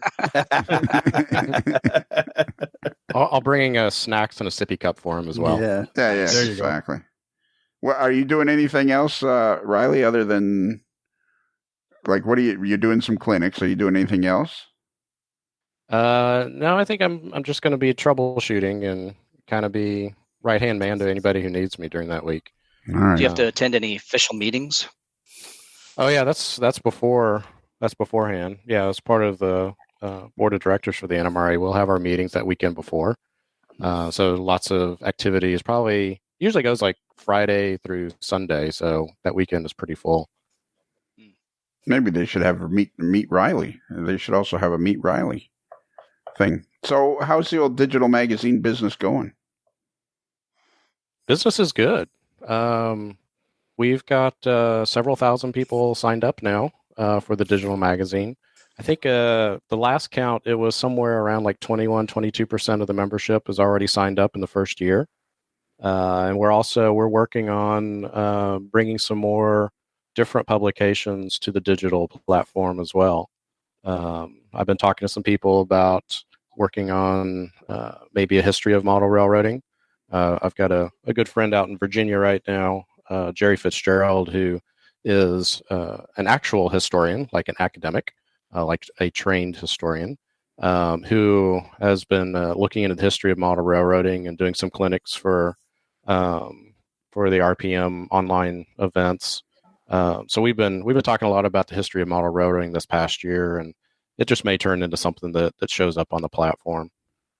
Plus, we've got some reprints that we're looking at doing, and offering some more things for the digital platform. So I haven't been working on it a whole lot because I've been working on this convention, but we got some things in the works that'll start to roll out post convention. Cool. What else should we Wait, talk you don't have to work on your layout 5 hours a day to get ready for this convention? Yeah. I do not. Oh. But you mentioned Speed. He's coming over to operate this Saturday night, so I do have to charge up my batteries and make sure my switch lists are all up to date and everything. Clean your track. No, don't have to clean my track. Well, for That's those one thing I don't have to do. For those that don't know, the reason you have to charge up your batteries is because your layout runs on what do they call it? Dead rail, cold rail. What do you call it? Dead rail. Yep, runs on batteries. Right. Yeah. The whole and so how often are you having operating sessions? I am not having them regularly now, just because I'm so busy with everything else. The hope is to do it once a month, but that just hasn't happened yet.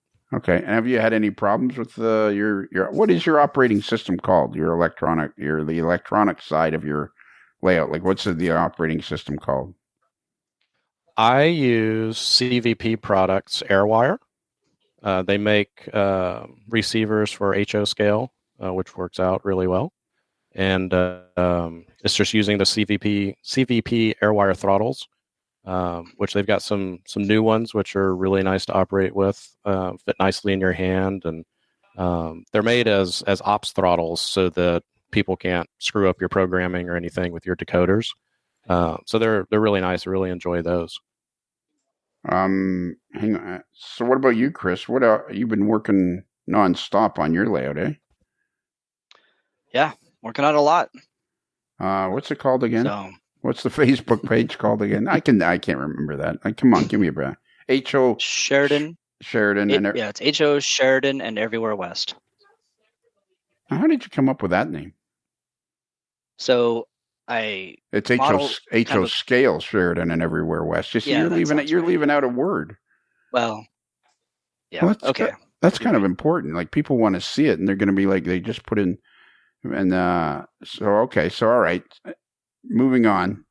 You can put in a new floor. How did I come up with the name? So Yeah. I was looking for a name, and since I model basically two different railroads that are connected, I was trying to find a common name that people would use. And it's not like it's the fifth subdivision of this, blah, blah, blah, anything like that.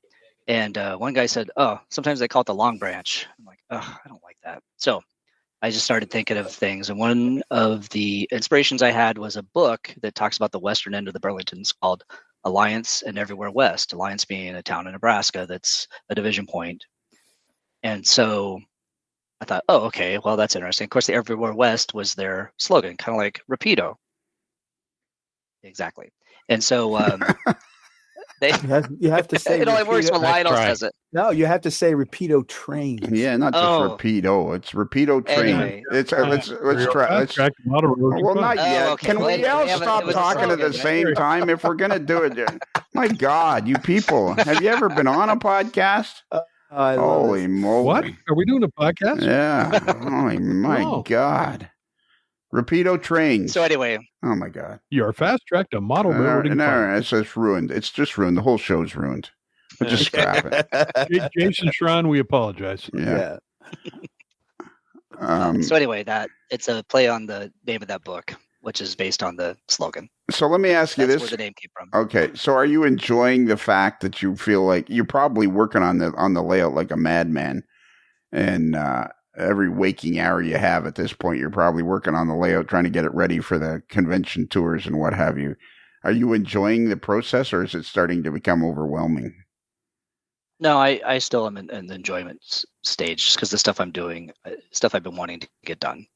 So you're finding it as some sort of impetus to get the layout to some sort of stage of completion.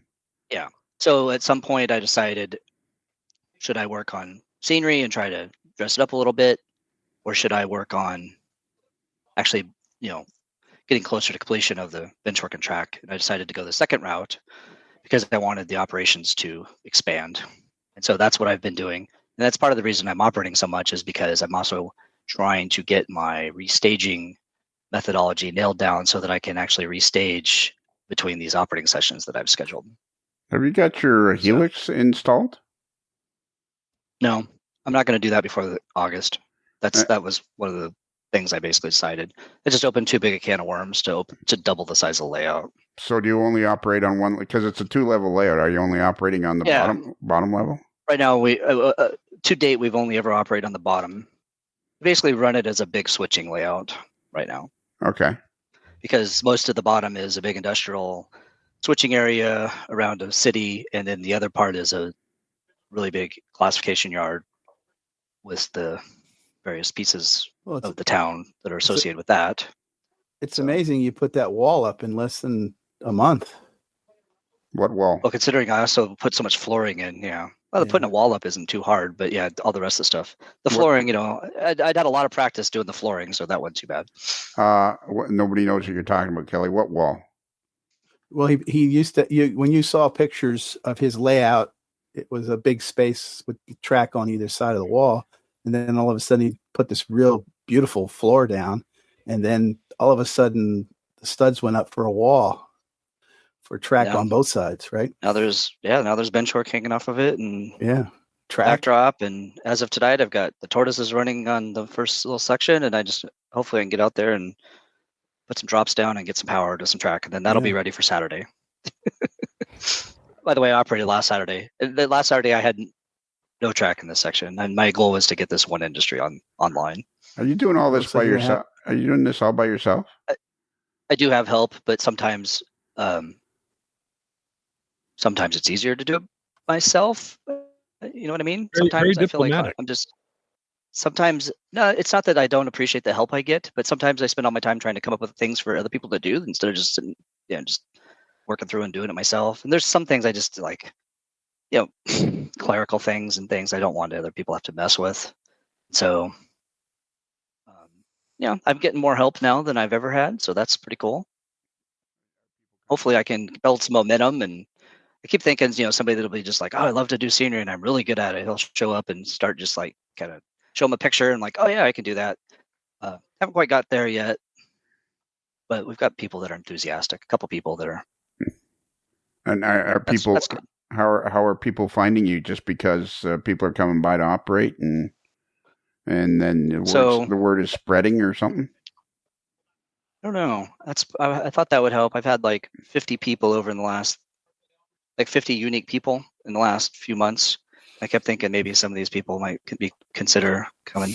One guy he came over because he started coming over for an operating session. But what were you saying, Riley?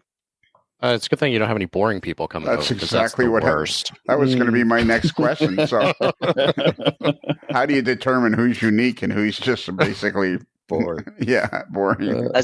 I meant as opposed to I could have 10 people come for 5 sessions, and that would be 50 people. If it's the same 10 people, it's only 10 people, right? Yeah, we got it. We have a very high level of our listeners have a fairly high IQ. They're nothing like Kelly or Bruce. These are people. Ouch. And it just took me a minute to think of what I said that was applied to us all. Well, Riley, I understand what I was just trying. Go ahead. I'm sorry. I was just trying to emphasize that I have had a lot of people that have unique. I don't know how to say it.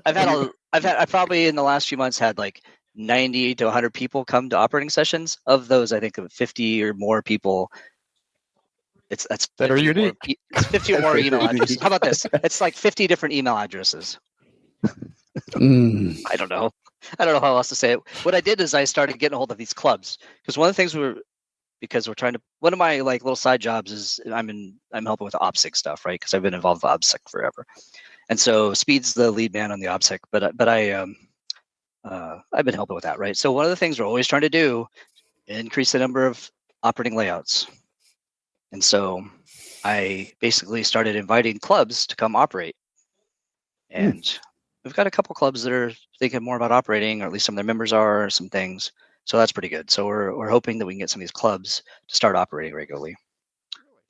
Because as you guys know, we don't have basements here, and having a good layout space is tough. So clubs are an important part of our model railroad community.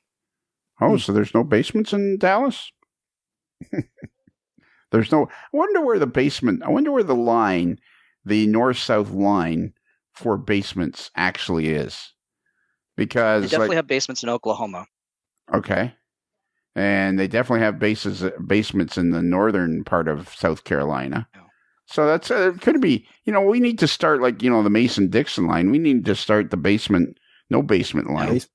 The basement line. If you live at this longitude and latitude, is it latitude or longitude that goes east and west? Okay. Latitude. Attaboy. So if you live at this latitude, you're in the basement part of the world. If you're at this latitude, you're south of that latitude. You can't have a basement, and we don't want to hear any. Yeah, that's why it threw me off. Yeah. I don't know. I don't have a basement. No. Yeah. No, Well, I got a crawl space. Well, you're supposed to. But they have No. basements there. I can't put a basement because if I put a basement in, it's going to fill with the water. Well, then you'd have a pool. So they have sump pumps. Yeah, you Yeah. have some pump, right? Right. But that's the point. What we're going to make that will help the NMRA, will help model railroading grow by there'll be no deviation. If you live north of this particular latitude, you have to have a basement. Well, I don't have a So basement. that means we only concentrate on the basement dwellers and nobody else then, or Yeah. What about the people who live in condos They're gonna have to buy a house and get a basement. or apartments? what about the people who have a large outbuilding built specifically for their layout? Yeah. Or Nick on his RV. Is So, is my microphone off? I said they have to have a basement. Yeah, A model Seriously, of a there's- basement. there's because in Texas we're constantly trying to find alternatives to basement, right? And so I know two people in Houston that have model railroads in the third floor of their condo. There you Two go. separate people. Wow. It's just crazy that these people were able to pull that off. But Well, yeah, have but if nice you got layouts. the space, and go ahead and do it. But see, they don't have to. They don't have to have a basement because they're south of the determined latitude. Yeah. Like Tom Jacobs, for example, and his cross line or reading lines or whatever he calls it now. I think we're going to have to demand that he builds a basement under his barn. yeah, Yeah, definitely. Yeah, and that's he could have basement, right? yeah, and then he has to move the layout into the basement, and the barn could be used for storage. There's a guy in Seattle that has a basement under his tennis court, and that's where his layout is. Really? Yep. This hobby is way bigger than anybody realizes. This hobby is like, I don't know what we can compare it to, but this hobby is something that's it's massive. The hobby itself is massive. All right. Well, I think we've covered enough ground. Riley, is there anything as the promotion guy for the Texas Express, the high speed? Hang on here, man. What is it?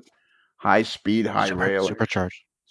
Oh yeah, supercharged, high speed and supercharged. Because I was on the clinic page trying to figure out when your clinics are and trying to help you out so that you'd show up with the right stuff.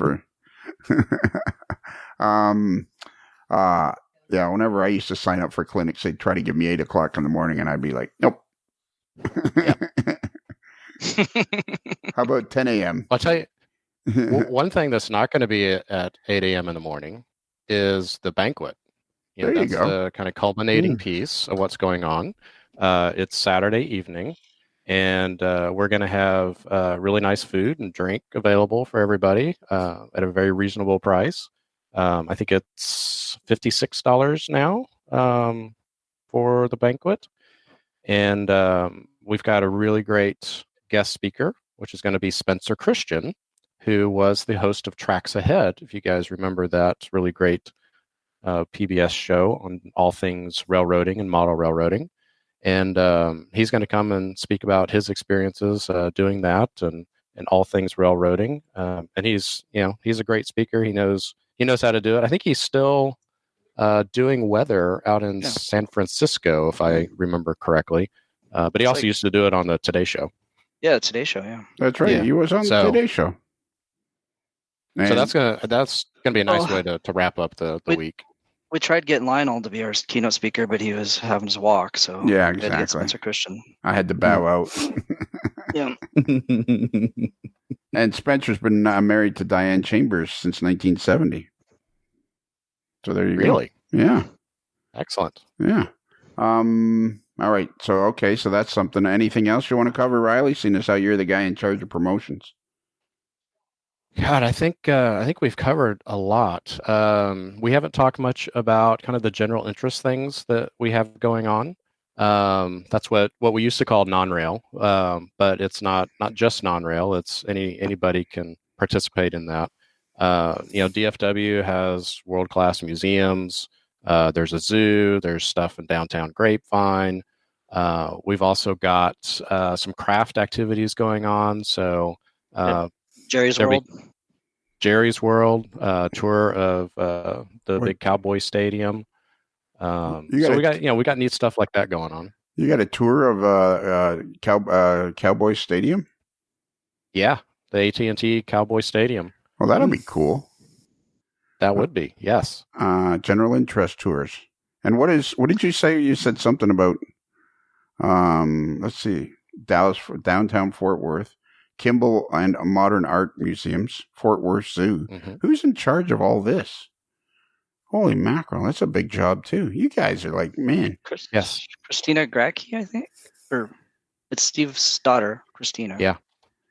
Who's also our legal counsel. Yeah, she's our legal counsel. Yeah. Oh, really? She had to okay what we said at this interview. So that we didn't get any legal hot water. Well, maybe while she's at it, you could get her to find out when Riley's clinics are, and maybe give him a bit of a help on that. I wouldn't mind going. I wouldn't mind doing the tour of 9 a.m. Well, I could probably handle that. I might do the North Park You'll Mall. sleep on the bus on the way there. They'll let you nap on the way in, on the way back. Yeah. Oh yeah, I might do the North Park. Yeah, but North Park Mall. I still got to get out of bed. Do it a includes- shopping trip. It includes Ranger Stadium too. Yeah. Oh yeah, they're close. What's So another one that is an interesting one that's it's actually under rail, although you could argue it could be under general interest too. They're doing one where you get on the train and you go to all the depots, and they have a historian tell you all about the depots, and then you get on another train and go to another depot. That's gonna be cool. And then you get on a third train and come back, and that one sounds kind of interesting because there's these big buildings, are there, but you really don't know the ins and outs of them and get to see all the hidden corners until you go on one of these tours with somebody who's in the know. You're going to go on a train to get to these depots? Yeah, we have a couple trains that go between Dallas and Fort Worth. We've got the TRE, which is the ones with the Texas flag on there. Trinity River Express. Yeah, and then we've got a newer train that actually goes to Grapevine. So that, by the way, that's on the old Rock Island line. And then the newer train takes the Cotton Belt line and goes to Grapevine and continues on to kind of north of Dallas, this area called Carrollton and Addison and so forth. But they're both ways to get to the airport is the main function of them. Are you guys getting paid by the Grapevine City Council to mention Grapevine as much as possible? If we only had a slogan, then we could. Why do they call it the Grapevine? Well, no, it's a town. It's the name of the town. It's Oh, it's the name of a town. Yeah, Wow. I believe, but that it's a suburb. It's a suburb. It's a suburb. It's part of the overall metropolitan area, and it's it originally 100 years ago was Grapevine, Texas, which was a half hour from downtown Dallas, and it took you 2 days to get there. Blah blah blah.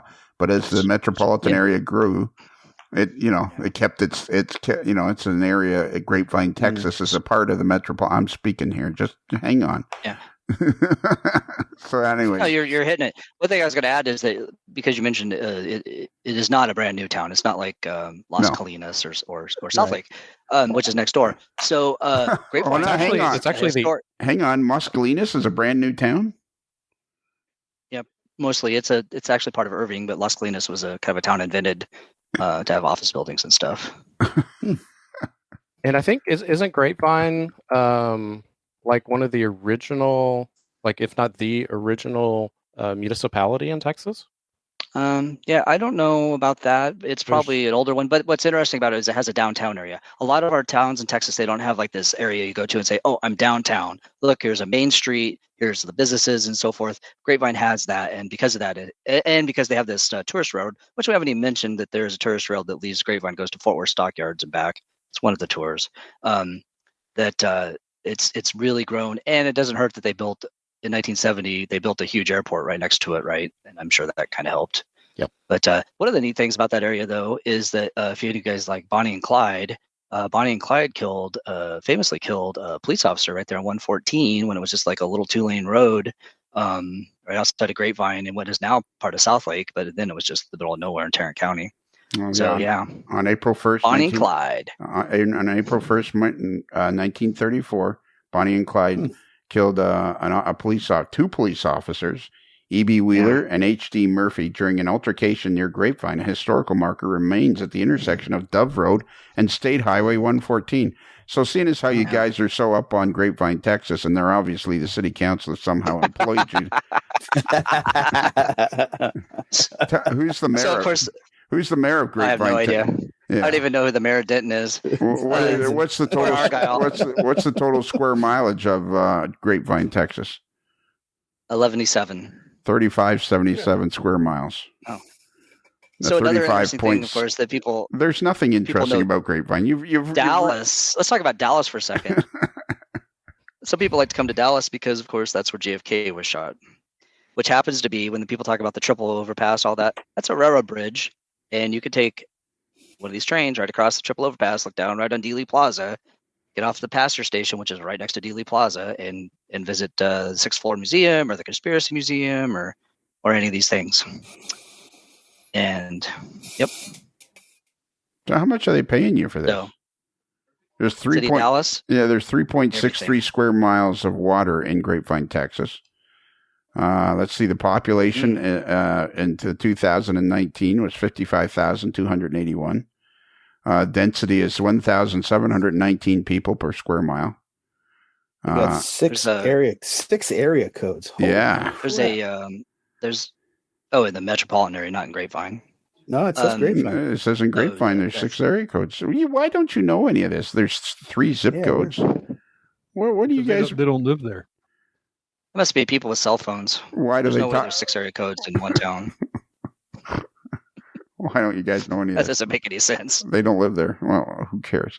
Elevation. What's the Okay, let me go with an easy one. What's the elevation of Grapevine, Texas? Riley, take 350 feet. You take this one, Riley. Well, It's elevation typing. Austin. Keep typing. yeah. I've gotten to Wikipedia. Okay. 630 feet or 190 meters. Is it really? Yeah. Wow.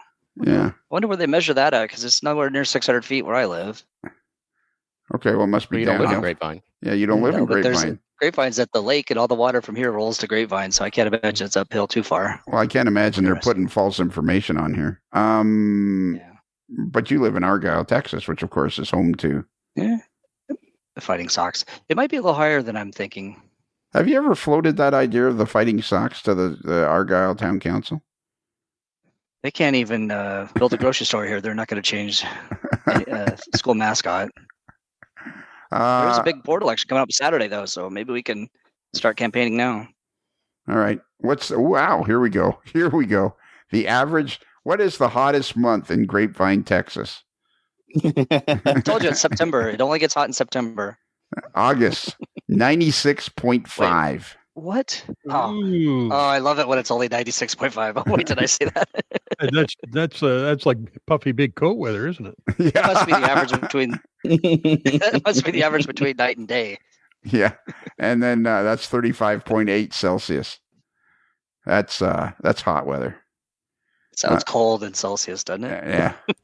Average And you know, it's percent. going to be about 68 degrees inside in the air conditioning. There you So, go. Exactly. no worries. So just I'm through miles and miles of carpeting. That's right. So one thing that people that have never been to Texas don't understand is that you don't ever have to go outside in the actual air.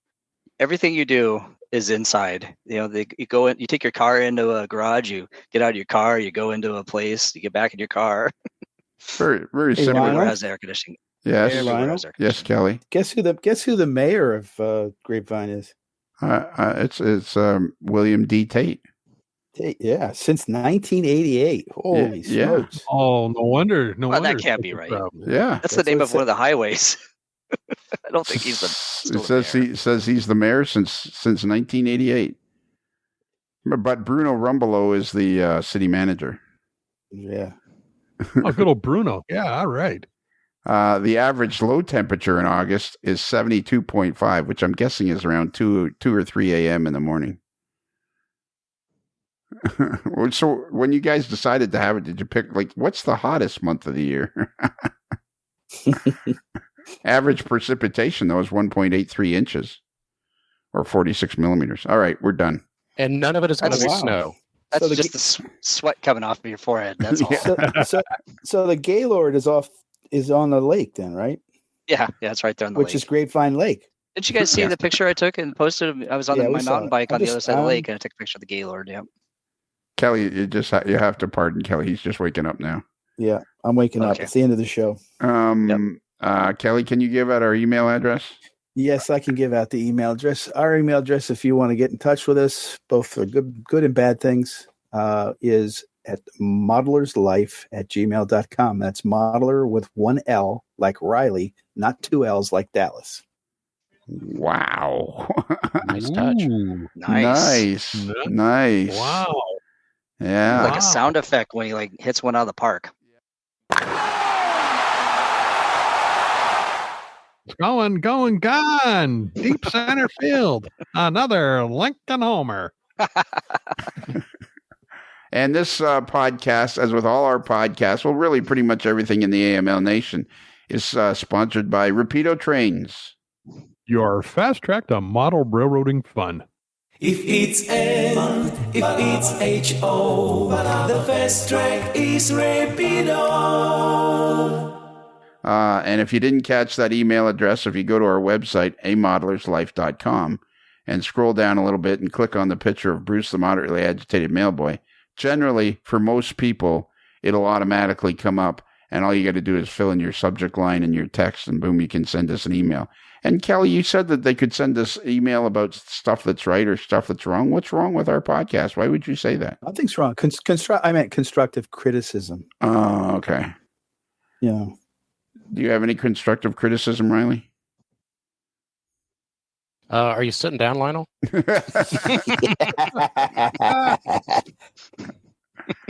I'll drop you an email. Don't worry. Okay, thanks. Right. Break it to him gently. Yeah, break Yeah. it to me gently. And It'll be on viewer's mail at some point. right, Riley, have you ever wanted a T-shirt with a hot dog on it? In fact, I have. There you go. And we might even start having them with bananas on it. Oh. If you go to a Midwest, Ooh. if you go Now to you've piqued my interest. yeah, if you go to Midwest Model Railroad, and their URL is midwestmodelrr.com. And you go to their menu bar and scroll across to other, and hit the drop down menu, and there you'll see AML shop, and you go in there, and boom, you're in a wonderland of AML merchandise: hats, hoodies, mugs, T-shirts, anything you could need, and in there there'll be a T-shirt with a hot dog on it. Did you know that bananas float? I did not know that the bananas float. I got a banana bag from a guy at Springhurst. That was my prized possession at Springfield, not Amherst, not Amfield. Yeah, that's a lot faster way of saying it, though. You just call it Springhurst, and Yeah, everybody knows Springhurst. exactly what you mean. Boom. That's a good Amfield, idea. Springhurst, Amherst, whatever. Right. It's all- Yeah, Yep. the big E, whatever you need. The Big E. Is that actually working? Have you tried it out? No. Oh, okay. Yeah, actually, I did. I Yeah, stuck you a got me excited there for a moment. Yeah, I stuck a banana in it, but actually, I stuck 3 bananas in it. See, so when you mentioned that, my mind on the man with the Borat with his banana hammock. jeez. Banana hammock. That's disgusting. That's Bruce. You just get warmed up at the end of the show.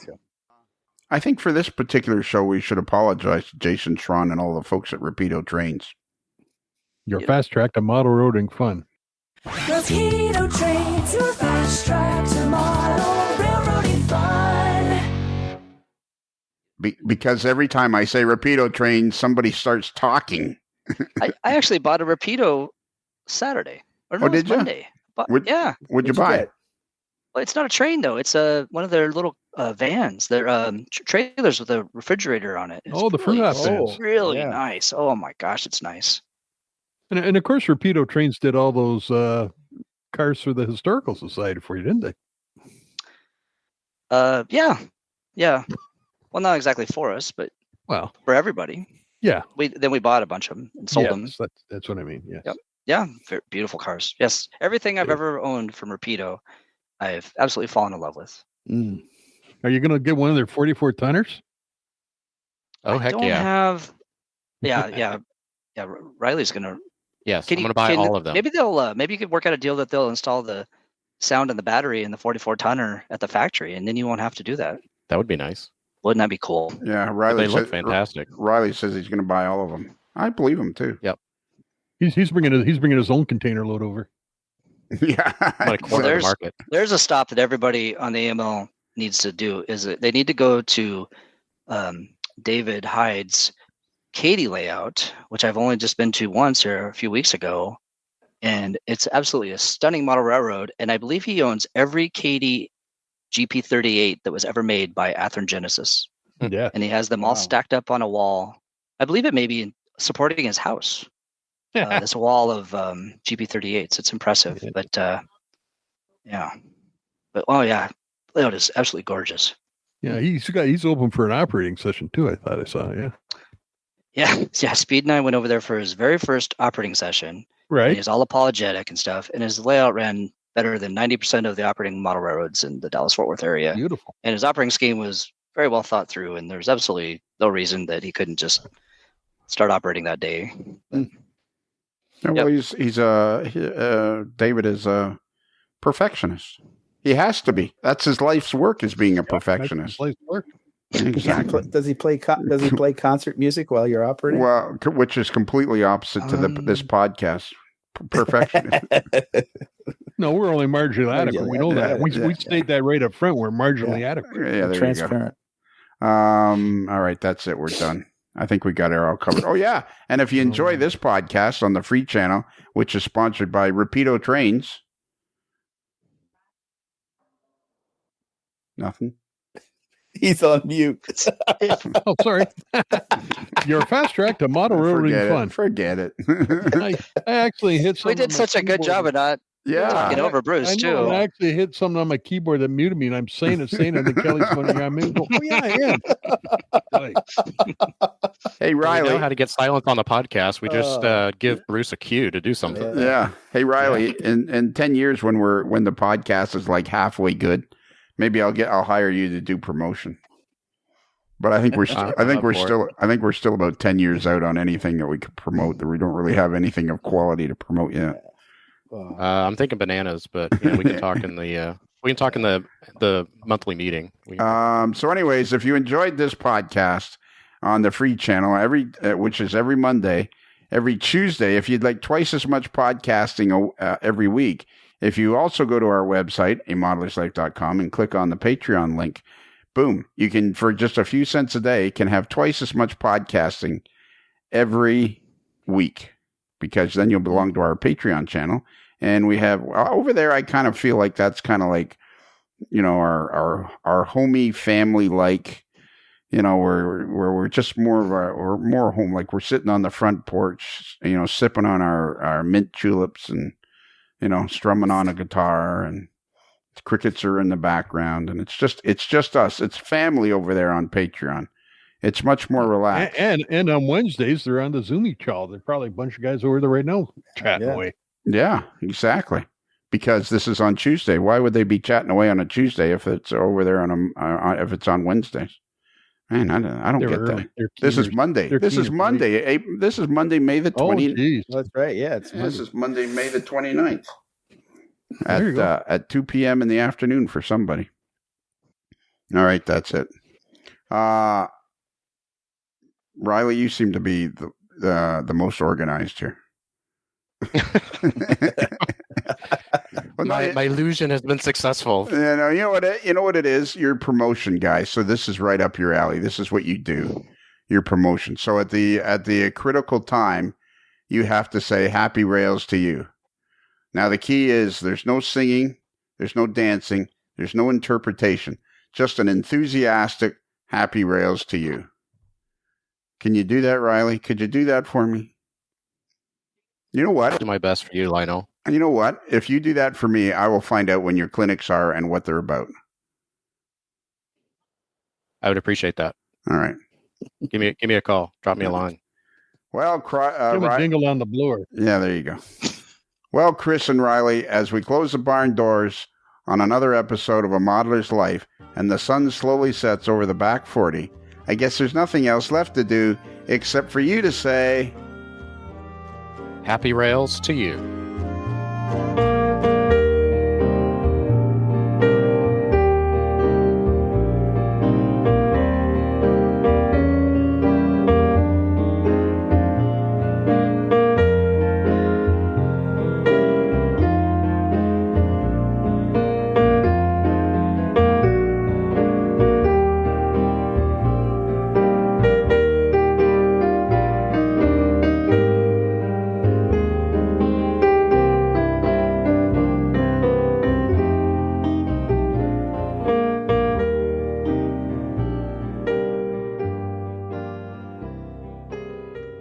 A Modeler's Life is sponsored by Because I Love Sushi. You could love any old sushi, but would it love you back? It's another Lincoln Homer.